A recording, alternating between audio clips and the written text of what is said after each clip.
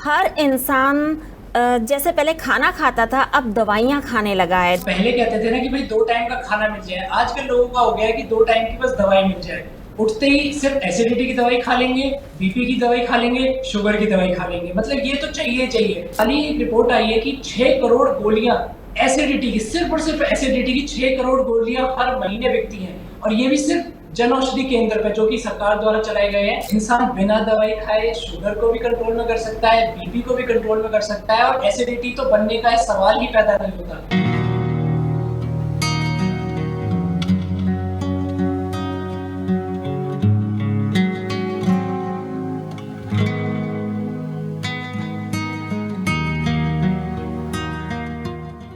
नमस्कार, D5 channel Hindi देख रहे दर्शकों का मैं वंदना स्वागत करती हूँ। आज हम जुड़े हैं यंग और एनर्जेटिक डॉक्टर ध्रुव आर्य से।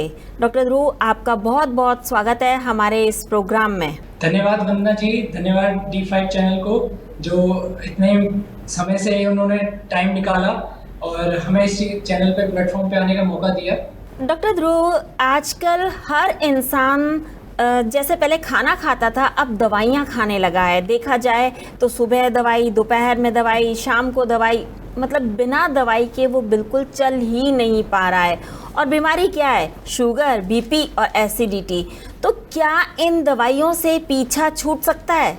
तो वंदना जी, जैसे कि आप पहले कहते थे ना कि भाई 2 टाइम का खाना मिल जाए, आजकल लोगों का हो गया है कि 2 टाइम की बस दवाई मिल जाए। उठते ही सिर्फ एसिडिटी की दवाई खा लेंगे, बीपी की दवाई खा लेंगे, शुगर की दवाई खा लेंगे, मतलब ये तो चाहिए चाहिए। और अगर उनसे कोई पूछे कि भाई आपको क्या बीमारी है, बीमारी मुझे कुछ नहीं है, बीपी है वो कंट्रोल में है, शुगर है वो कंट्रोल में है, एसिडिटी है वो कंट्रोल में है, गैस बनती है वो भी कंट्रोल में, क्योंकि उनकी गोली खा लेते हैं। तो ये गोली आखिर कब तक खाएंगे? इसका कोई क्या समय सीमा है? भाई 2 साल, 3 साल, 5 साल, 10 साल के बाद आपको गोली बंद हो जाएगी? नहीं, इनकी कोई समय सीमा नहीं है। आज आप इन्हें खा रहे हैं और इन्हें जब तक आप जिएंगे तब तक ये आपको खानी पड़ेंगी, बस डोज बढ़ती जाएंगी। आज 5 mg ले रहे हैं, कल 10 mg, परसों 50 mg, ये डोज बढ़ती जाएंगी। और ये सोचिए कि आप इतनी गोलियां डेली आप यूज में लेके आ रहे हैं, तो उससे लिवर किडनी पे कितना ज्यादा इफेक्ट पड़ता है, क्योंकि आपको तो वो डाइजेस्ट करनी नहीं है, वो डाइजेस्ट तो लिवर और किडनी को ही करनी है, तो उनके ऊपर कितना जोर पड़ता है। तो ये दवाइयां बहुत ज्यादा चलन में आ चुकी हैं। और रिसेंटली हाल ही एक रिपोर्ट आई है कि 6 करोड़ गोलियां एसिडिटी की, सिर्फ और सिर्फ एसिडिटी की 6 करोड़ गोलियां हर महीने बिकती हैं, और ये भी सिर्फ जन औषधि केंद्र पे जो कि सरकार द्वारा चलाए गए हैं। अभी तो प्राइवेट मेडिकल स्टोर्स की मैं बात नहीं कर रहा, जन औषधि केंद्र पे 6 करोड़ गोलियां हर महीने लोग खाते हैं। तो ये हम अपनी जिंदगी से हिस्सा बना चुके हैं कि भाई सुबह उठते ही खाली पेट गोली खा लेनी है, खाने के बाद एक बीपी की खा लेनी है और एक शुगर की खा लेनी है। तो इससे हम क्यों इतना ज्यादा गोलियों पे डिपेंडेंट है? हम क्यों ये नहीं सोचते कि ये इस चीज को हम ठीक करें, हम गोली ना खानी पड़े? जी बिल्कुल। क्या ऐसा हो सकता है कि इंसान बिना दवाई खाए अपनी शुगर को कंट्रोल में कर सकता है? जी बिल्कुल, इंसान बिना दवाई खाए शुगर को भी कंट्रोल में कर सकता है, बीपी को भी कंट्रोल में कर सकता है, और एसिडिटी तो बनने का सवाल ही पैदा नहीं होता। 100% गारंटी लेते हैं हम इस चीज की। नेचुरोपैथी से ये सारी चीजें बिल्कुल बिना दवाई, बिना किसी केमिकल के ठीक की जा सकती है। नेचुरोपैथी क्या है? एक नेचुरल प्रोसेस में आना। अगर आपके पेट में एसिडिटी हो रही है, तो पेट में एसिडिटी होगी क्योंकि पेट में एसिड होते हैं आपके फूड को ब्रेक डाउन करने के लिए।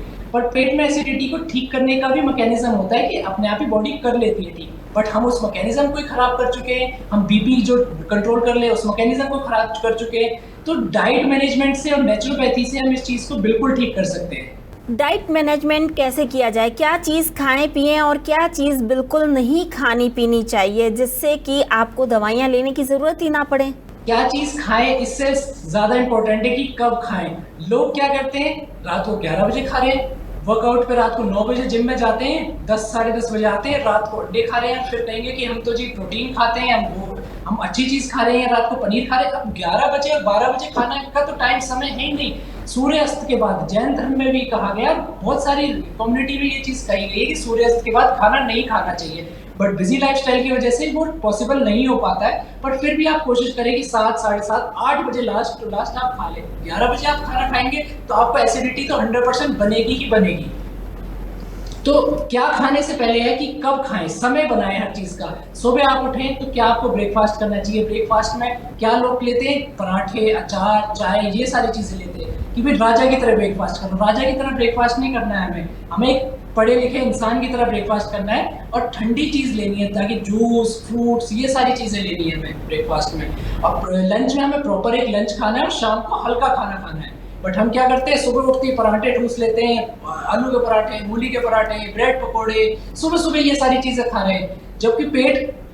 अब आप सोचिए, सुबह आप उठे और आपके ऊपर कोई चीज गर्म लगा दे, आपको कितना गुस्सा आएगा। तो पेट को कितना गुस्सा आता होगा जब उसके अंदर मिर्च, मसाले और सुबह सुबह तले भुनी चीजें आ जाती हैं। जी, तो आपके हिसाब से मिर्च मसाले बिल्कुल नहीं खाने चाहिए, तो खाना क्या चाहिए? मिर्च मसाले खाने चाहिए, बट हर चीज़ का समय होता है और हर चीज़ की सीमा होती है कि एक क्वांटिटी होती है कि इस क्वांटिटी में हमें खाने चाहिए, हमें डेली ये चीज़ नहीं करनी चाहिए। देखिए, मैं आपको एक शेड्यूल बता देता हूँ। ब्रेकफास्ट में हमें कोई भी ऐसी ठंडी चीज़ लेनी चाहिए, जूस, फ्रूट्स, ये सारी चीज़ें लेनी चाहिए। फ्रूट्स लेंगे ना, आपका पेट भी खुश रहेगा। अगर आपका पेट खुश है तो वो आपको भी खुश रखेगा। और फिर दिन में आप लंच में आते टाइम कोई भी सब्जी ले लीजिए, हरी सब्जी ले लीजिए, और खाना खाते समय उसके साथ या उससे पहले खीरा, टमाटर, मतलब रॉ वेजिटेबल्स, सैलेड जिसे हम कहते हैं, सैलेड खूब सारा खाइए। और सैलेड में नमक, मसाला या नींबू डाल के नहीं, सैलेड को हमें रॉ खाना है। अगर बहुत ज़्यादा आपका मन कर रहा है तो हल्का सा नमक डाल लीजिए, बट नींबू बिल्कुल नहीं, नींबू जहर का काम करता है सैलेड में। तो नींबू डाल के हमें सैलेड नहीं खाना। सैलेड ऐसा नहीं है, अब लोगों को कहते हैं कि अब सैलेड खाइए, तो वो क्या करते हैं, 1 किलो खीरा ले आए, 10 दिन चल रहा है। अरे 1 किलो खीरा आपको रोज खाने हैं, आपको सैलेड ज़्यादा खानी है। आप खाने के कंटेंट में 70%, 60% से 70% आपका रॉ फूड होना चाहिए, आपके सैलेड्स होने चाहिए। उसके बाद आपको रोटी या सब्जी डालनी है। और सब्जी क्या है, ग्रीन वेजिटेबल्स डालनी है, घिया, लौकी, टमाटर, ये सारी चीज़ों की सब्जी खानी है आपको। आपको ये नहीं है कि आप दाल ही खाए जा रहे हो। उड़द की दाल कितनी ज़्यादा हैवी होती है, इतनी दाल दाल दाल खाए जा रहे हैं, वो भी नुकसान करती है।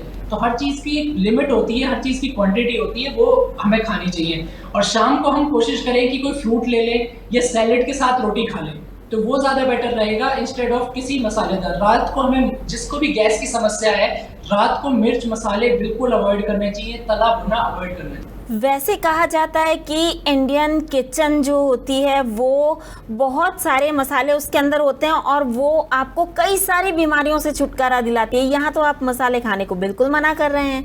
जी बिल्कुल, ये जो मसाले हैं ये नेचर से मिलते हैं। नेचर ने देखो बीमारी शरीर में बनाई है, तो ये मसाले के थ्रू औषधि भी है, मसाले औषधि का भी काम करते हैं। बट आप इसको क्वांटिटी से ज़्यादा ले लेंगे, आप खीरा में भी लाल मिर्च और गरम मसाले डाल के खाएंगे तो ये आपका नुकसान करेगा।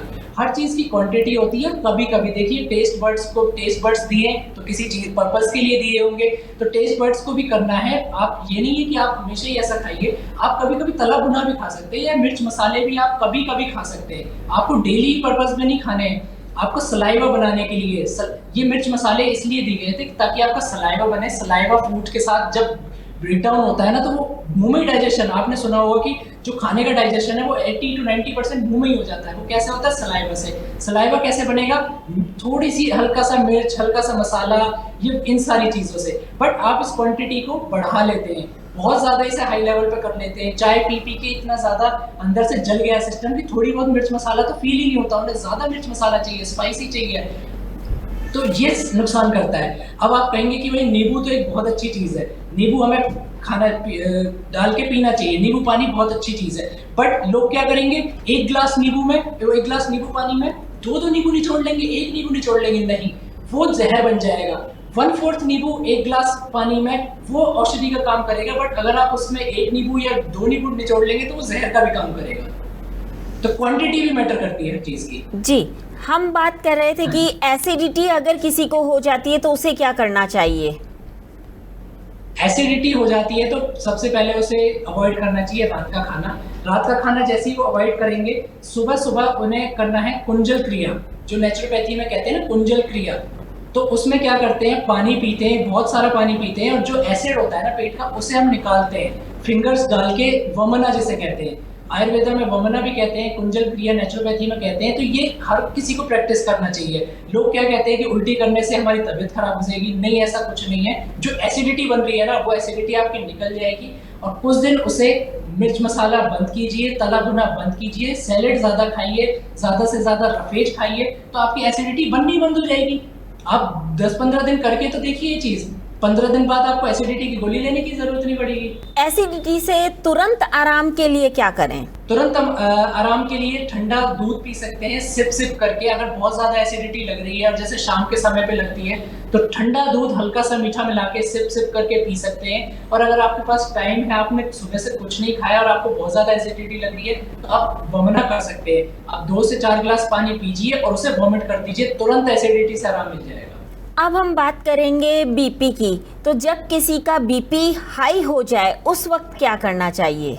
जब किसी का बीपी हाई हो जाए या उसको ऐसा लगे कि भाई स्किन के अंदर चींटियां चल रही हैं, पूरे शरीर पे ऐसे तनाव की सी स्थिति बन गई है, सर में दर्द हो रहा है, तो उसे आराम से बैठ जाना चाहिए। सर पे गीला कपड़ा रख लो, हल्का सा ठंडा पानी पिलाओ, फ्रिज का नहीं भटकेगा, आप उसे पानी पिलाओ तो बीपी नॉर्मलाइज हो जाएगा। और अगर फिर भी बीपी नॉर्मलाइज नहीं होता है तो हमें उसको डाइट मैनेजमेंट, तुरंत नींबू पानी या शहद पानी पिलाना चाहिए, तो उससे बीपी नॉर्मलाइज हो जाता है। अगर बीपी लो है तो आप उसे नमक डाल के पिला सकते हैं, बीपी हाई है तो आप उसमें शहद डाल के पिला सकते हैं। यहाँ दिमाग को 2 ही खुराक पहुँचती है, ऐसा डॉक्टर्स कहते हैं कि शुगर एंड सॉल्ट। तो आप हाई बीपी में सॉल्ट को मना कर रहे हैं? नहीं, हाई बीपी में सॉल्ट अगर लेंगे तो बीपी और ज़्यादा हाई हो जाएगा। हाई बीपी में हमें सॉल्ट नहीं लेना है। लो बीपी में हम सॉल्ट ले सकते हैं, हाई बीपी में हमें थोड़ा सा शहद भी नेचुरल हो तो वो लेना है। ऐसे ही आपने सैलेड में भी नमक डालने को मना किया था, लेकिन फिर नमक अगर नहीं डालेंगे तो फिर आपके दिमाग तक नमक कैसे पहुंचेगा? नहीं, ज़रूरी नहीं है दिमाग तक नमक दिमाग तक नहीं पहुंचाना। हमें नमक अपने शरीर में पहुंचाना है। जितना सोडियम की मात्रा चाहिए, सोडियम हमें पूरा करना है। सोडियम जैसे ही पूरा हो जाएगा तो बॉडी अपने आप जो एनर्जी बनाती है वो एनर्जी पहुंचानी है हमें दिमाग तक। जरूरी नहीं है नमक, वो दिमाग के टेस्ट बर्ड्स नहीं है कि उसे नमक या मिठाई पसंद आता है, दिमाग को एनर्जी पसंद आती है। तो एनर्जी पहुंचनी चाहिए, और एनर्जी पहुंचेगी जब आपका पेट, एक तो 90% खाना खाना है आपको। अगर भूख ज़्यादा लगी तो 90%, 10% उसमें स्पेस होना चाहिए। स्पेस होगा तो डाइजेशन अच्छा होगा, डाइजेशन अच्छा होगा तो पेट अच्छा होगा, दिमाग को अपने आप एनर्जी मिलेगी, और एनर्जी मिलेगी तो दिमाग खुश तो आप सब खुश। जब किसी को अगर डायबिटीज़ हो जाती है तब उसे क्या करना चाहिए? मतलब क्या कहने का ये है कि क्या इंसुलिन का इंजेक्शन अगर किसी को लग रहा है तो क्या वो छूट सकता है? बिल्कुल, इंसुलिन का इंजेक्शन जिनको 2-2 टाइम इंजेक्शन लग रहे हैं वो भी छूट जाते हैं। हाई डोज के इंजेक्शन लग रहे हैं वो भी छूट जाते हैं। देखिए, डायबिटीज 2 तरह की होती है, टाइप 1 एक टाइप 2। टाइप 1 में क्या होता है कि आपकी पैंक्रियाज अचानक से फेल हो जाती है, इंसुलिन बनना बंद हो जाता है, और ये ज़्यादातर छोटे बच्चों में होता है। टाइप 2 डायबिटीज ये होता है कि इंसुलिन बन रही है बट कम मात्रा में बन रही है, ओल्ड एज में होता है। तो हमें मेन उसका वो है पैंक्रियाज को ठीक करना है, और पैंक्रियाज को कोई दवाई ठीक नहीं कर सकती, कोई इंसुलिन ठीक नहीं कर सकती। पैंक्रियाज को ठीक कर सकती है सिर्फ एक चीज, खुद की बॉडी यानी नेचर ही पैंक्रियाज को ठीक करेगा। हमें प्रोवाइड करना है मीडियम। तो पैंक्रियाज को ठीक होने में जो समय लगेगा उस टाइम पे हमें एक डाइट मैनेजमेंट करनी है, और प्रॉपर हमारा पेट क्लीन होना चाहिए। पेट, देखो मशीनरी पेट है हमारा, पेट अगर क्लीन नहीं होगा तो पैंक्रियाज भी ठीक नहीं होगी। पेट क्लीन है, अच्छे से सारी चीज़ें वर्क कर रही है तो पैंक्रियाज अपने आप रिकवर कर जाएगी और अपने आप इंसुलिन बननी शुरू हो जाएगी। तो हमें आर्टिफिशियल इंसुलिन या टैबलेट्स की इनकी ज़रूरत नहीं पड़ेगी। कितने टाइम तक एक डायबिटीज़ का मरीज़ ठीक हो सकता है? देखिए, जो अगर आप टैबलेट्स ले रहे हैं और अभी आपको 1 साल हुआ है डायबिटीज डायग्नोस हुए और टैबलेट्स ले रहे हैं, तो मैक्स टू मैक्स आप 60 डेज में आपकी टैबलेट्स छूट सकती हैं। और अगर आपकी डायबिटीज बहुत पुरानी है, आपको 8-10 साल हो गए, अब आपको इंसुलिन चल रही है, 2-2 डोज ले रहे हैं, तो 90 to 120 डेज में हम इंसुलिन भी छुड़वा देते हैं। बिल्कुल डायबिटीज इससे ठीक हो जाती है। अक्सर कहते हैं कि डायबिटीज़ ठीक नहीं हो सकती, जड़ से नहीं जा सकती, इसमें कितनी सच्चाई है? आपने बोला अभी कि आप डायबिटीज़ ठीक कर देते हैं। देखिए, जितनी भी बीमारी है शरीर में, अगर नेचर ने बीमारी बनाई है तो उनका इलाज भी बनाया है, हमें सिर्फ वो इलाज ढूंढने की ज़रूरत है। तो इलाज जितने भी है आयुर्वेद से हम इस चीज़ में कुछ दवाइयाँ ले सकते हैं, ज़रूरी नहीं है हमें एलोपैथी में जाना है, थोड़ा सा हम इसमें आयुर्वेद की हेल्प ले सकते हैं। बाकी बॉडी को समय दीजिए। आपने देखा होगा कोई भी जानवर है, अगर उसकी तबीयत खराब है, सपोज आपके घर में कोई पेट है, उसकी तबीयत खराब है, आप उसे कितना ही अच्छा खाना दे दीजिए, कितना ही कुछ दे दीजिए, वो नहीं खाएगा, वो बिल्कुल नहीं खाएगा, क्योंकि वो अंदर अंदर रिकवर कर रहा है, ये नेचर है। बट हम लोग क्या करेंगे, मन नहीं कर रहा है, जीभ कड़वी हो रही है, फिर भी नींबू निचोड़ के खा लेंगे, उसमें और तेज मसाले कर लो ताकि खाने में स्वाद आ जाए। भाई उस टाइम खाना छोड़ दीजिए। अगर आप खाना छोड़ देंगे उस टाइम, तो बॉडी अपने आप रिकवर कर जाएगी और ऐसी कोई बीमारी नहीं है, इवन कैंसर तक से लोग वापस आ सकते हैं। तो ऐसी कोई बीमारी नहीं बनाई जिसका इलाज ना हो। तो ये सोचिए कि जो नेचर ने बीमारी बनाई है तो उसका सोल्यूशन भी जरूर बनाया होगा। डायबिटीज़ पेशेंट्स को आप क्या सावधानी रखने को कहेंगे कि उन्हें क्या चीज़ खानी पीनी चाहिए और क्या चीज़ बिल्कुल नहीं खानी पीनी चाहिए? देखिए, डायबिटीज लोग सोचते हैं कि हम मीठा खा लेंगे, मिठाई खा लेंगे तो डायबिटीज हो जाएगी। नहीं, मिठाई आप खाइए, बट फिजिकल वर्कआउट जरूरी है। आपकी बॉडी अगर वर्कआउट नहीं करेगी, आप फिजिकल आपकी वर्कआउट नहीं होगा और डाइट आपकी बहुत ज्यादा खराब होगी, तो आपको डायबिटीज से कोई नहीं बचा सकता, आपको डायबिटीज होगी ही होगी।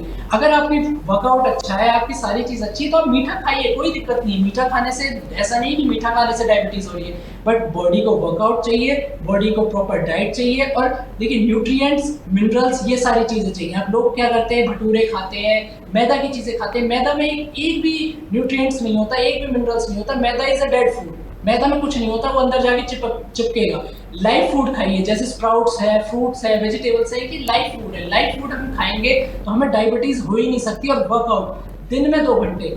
देखिए, जो हम गाड़ी, सपोज गाड़ी का एग्जांपल लेते हैं, गाड़ी हम 5 साल 10 साल चलाते हैं, तो उसकी हम कितनी सुबह सफाई करवाएंगे, शाम को भी कई लोग सफाई करवाते हैं, हर 3 महीने में 4 महीने में उसकी सर्विस होती है। तो बॉडी तो हमें 70-80 साल 90 साल तक रखनी है बॉडी, इसको क्यों नहीं हम साफ रखते हैं? तो सुबह 2 घंटे का बॉडी के लिए टाइम निकालिए, 2 नहीं तो 1 घंटा तो आपको निकालना है। रनिंग कीजिए, पसीना आना चाहिए। जिस दिन आपको पसीना आ गया, बैठे बैठे नहीं, मेहनत का पसीना जिस दिन आ गया, चाहे वो कैसे ही आए, रनिंग करके आए, आपको वर्कआउट करके आए, जिस दिन आपको पसीना आ गया, आपको कोई बीमारी नहीं छू सकती। डॉक्टर ध्रुव, एक चीज़ और जानना चाहूँगी कि जब किसी को डायबिटीज़ हो जाती है तो उसको बीपी भी होता है और उसको एसिडिटी भी रहती है, तो ऐसा क्यों होता है? ऐसा इसलिए होता है, देखिए, डायबिटीज जिसको हुई है तो ऐसा तो नहीं है कि वो सिर्फ मीठा खाने से हुई है, वो उनकी बैड हैबिट्स की वजह से हुई है। वर्कआउट ना करना, डाइट प्रॉपर ना खाना, इसलिए हुई है। तो डायबिटीज जिनको हुई है तो उनको जाहिर सी बात है बीपी भी होगा ही होगा, क्योंकि वर्कआउट वो नहीं कर रहे हैं, क्योंकि वो डाइट अच्छे से नहीं ले रहे हैं। और एसिडिटी तो होगी, क्योंकि डाइट जब अच्छी नहीं ले रहे तो एसिडिटी तो जरूर है। और आने वाले समय में उन्हें थायराइड भी होता है, ऐसा नहीं, थायराइड भी होगा, कॉन्स्टिपेशन की भी बहुत ज्यादा समस्या रहेगी। ये सारी चीजें इंटरकनेक्टेड है। किसी को भी सिर्फ बीपी नहीं होगा, बीपी जिसको होगा उसको डायबिटीज भी होगी, उसको एसिडिटी भी होगी, उसको थायराइड की भी प्रॉब्लम होगी।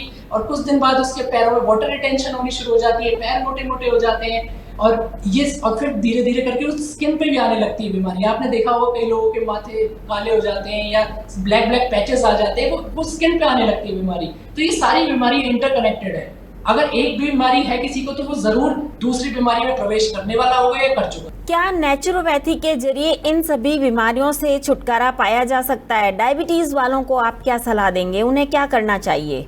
जी, नेचुरोपैथी एक ऐसा ट्रीटमेंट नहीं है। नेचुरोपैथी बॉडी की सर्विसिंग है। जैसा कि मैंने आपको बताया कि गाड़ी की सर्विस कराते हैं ना, तो गाड़ी ऐसा तो नहीं है कि खराब होगी तभी कराएंगे, इसमें भी ऐसा ही है। हम इतना उल्टा सीधा खाते हैं। देखिए, हर चीज़ प्रॉपर डाइट नहीं आज के समय में संभव कि हम प्रॉपर अच्छी चीज़ें खाएं, साफ वातावरण में रहें, ऐसा नहीं होता। तो क्या होता है, उसकी वजह से कार्बन हमारी बॉडी में जमा होते हैं। कार्बन जब ज़्यादा जमा हो जाते हैं, कहीं भी जमा होगा, जैसे सपोज आपके सर में जमा हो गया तो आपको हेडेक होना शुरू हो जाएगा, आपके बैक में जमा हो गया तो आपको बैक एक होना शुरू हो जाएगा, लंग्स में जमा हो गया तो ब्रोंकाइटिस हो जाएगी, ऐसी बीमारियां शुरू हो जाती है। कार्बन डिपॉजिटिंग की मेन मेथड है। कार्बन जो डिपॉजिट हो जाता है तो हमें क्या करना है, उसे कहते हैं टॉक्सिन्स। तो हमें ये डिटॉक्स करने हैं। तो नेचुरोपैथी में क्या है, हर 3 महीने में या 6 महीने में, वो आप अपनी हैबिट्स के ऊपर देख सकते हैं। अगर आप अच्छे से रह रहे हैं तो 6 महीने में, अगर आप बहुत उल्टा सीधा खा रहे हैं तो 3 महीने में। हर 3 महीने में आप जैसे ही आप बॉडी की सर्विस कराएंगे तो जो आपको बीमारी होने वाली होगी, ये थोड़ी बहुत हो चुकी होगी, वो बिल्कुल ठीक हो जाती है। तो नेचुरोपैथी में हम कोई दवाई या केमिकल तो देते नहीं है, बस एक नेचुरल प्रोसेस होता है। जो भी बंद हो गया ऑर्गन, उसको स्टार्ट करने का, और वो स्टार्ट हो जाता है। क्या घर पे रहकर बॉडी को डिटॉक्स किया जा सकता है? जी हाँ, बिल्कुल, घर पे रह के बॉडी को डिटॉक्स किया जा सकता है।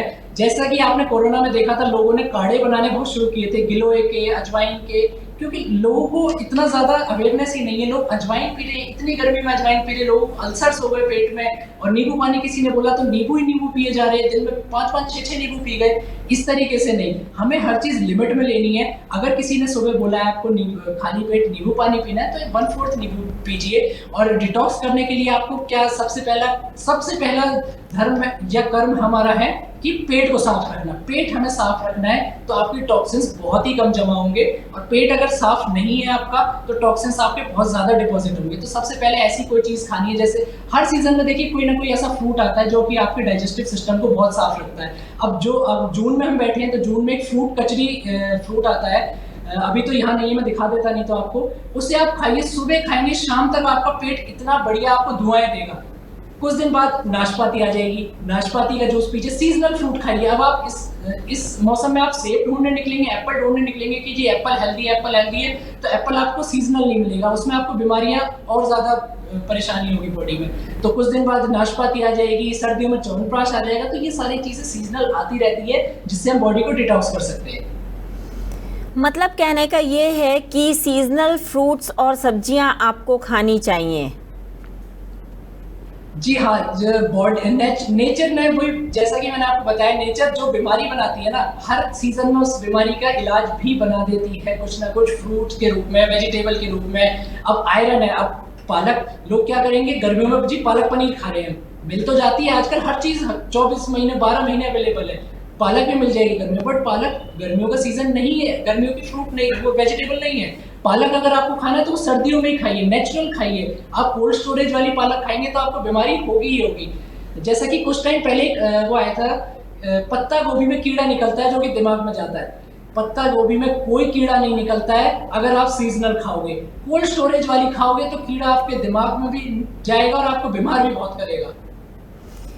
आजकल मैक्सिमम सब्जियां और फ्रूट्स कोल्ड स्टोरेज के आ रहे हैं, तो ऐसे में कैसे पता चलेगा कि कौन सी फल और सब्जी सही है?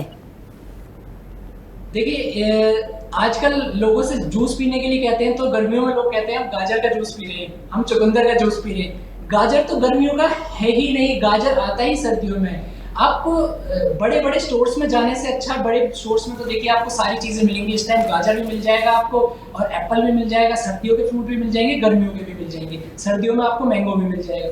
आप कोशिश कीजिए लोकल वेंडर्स पे जाइए, लोकल वेंडर्स आपको बता देते हैं कि ये सीजन में आ रहा है, और जो सबसे सस्ता हो, फ्रूट कचरी बिल्कुल सबसे सस्ती। इससे क्या है, गरीब रिटेलर्स का भी फायदा होगा, जो सब्जी बेचते हैं बेचारे गरीब किसानों का भी फायदा होगा, और सीजनल फ्रूट खाएंगे तो आपकी बॉडी का भी फायदा होगा। डॉक्टर ध्रुव, आपने हमें आज बेहतरीन जानकारी दी। जानकारी देने के लिए आपका बहुत बहुत धन्यवाद। Thank you Vandana ji, thank you so much. अगले एपिसोड में आपसे फिर मुलाकात होगी, तब तक के लिए नमस्कार।